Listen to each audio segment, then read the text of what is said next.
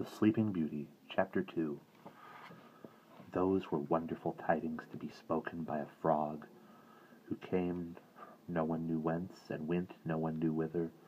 But the queen believed that the prophecy would prove true, and she was right, for when the springtime came again, and the almond blossom was pink upon the bough, she gave birth to a little daughter, who was so beautiful that nobody had ever seen her like.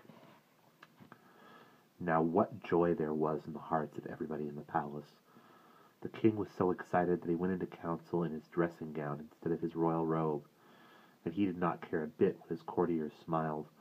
There was coming and going in all the halls and corridors. Couriers on swift horses were sent out to bear the glad news to the most distant parts of the kingdom. All the bells in the churches were rung, flags were put out in the houses, and streamers were hung across the roadways.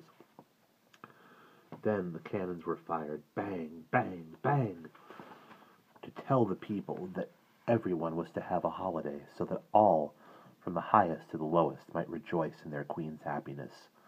Never was there such a beautiful child, said the king, looking down at his little daughter as she lay in her mother's arms.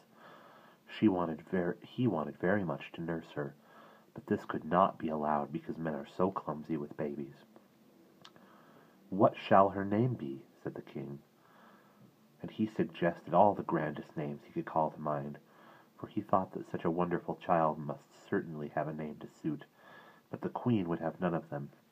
She shall be called Briar Rose, said the queen, and so it was arranged. A few weeks later the christening took place. That was a splendid ceremony, to be sure, for all the lords and ladies of the kingdom were present in their richest dresses, together with princes and ambassadors from distant countries. The little princess was as good as gold all the time. She did not cry once, but opened her big blue eyes and smiled at the glittering company, as though she understood everything that was going on. Outside the cathedral, the roads were crowded with people waiting to see the guests come and go. The carriages extended for nearly a mile, and as they drove away, headed by the royal coach in which the queen sat with the Princess Briar Rose in her arms, the spectators took off their hats and shouted and cheered. Some of the little boys perched themselves on the branches of trees and the lamp-posts in order to get a better view. And I have been told that there was one poor woman who saw nothing at all because her boy tried to climb up on an inn sign, where he dangled in such a dangerous position that his poor old mother had to stand with her back to the procession, holding on to his legs in a terrible state of anxiety lest he should fall. At the palace a magnificent feast had been prepared. Now it was the custom in those days, when a king's child was christened, for all the fairies in the country to be invited to the christening feast. Each fairy was bound to bring a gift, so of course it stood to reason that the royal child would have everything that the heart could possibly desire. There were 13 fairies in the king's realm, but one of them lived in a lonely place on the outskirts of the kingdom. There, for the last 50 years, she had shut herself up in a ruined tower with only a black cat to keep her company.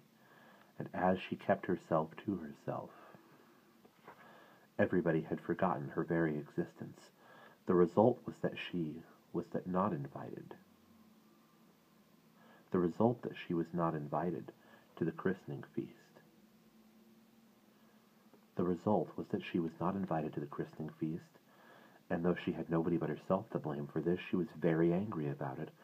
The truth of the matter is that she was always a miserable, sour creature with no love or kindness in her heart, and nobody missed her because she had never given anybody any reason to care for her. Well, the guests assembled in the banqueting hall, and the palace feast began, and that's the end of Chapter 2.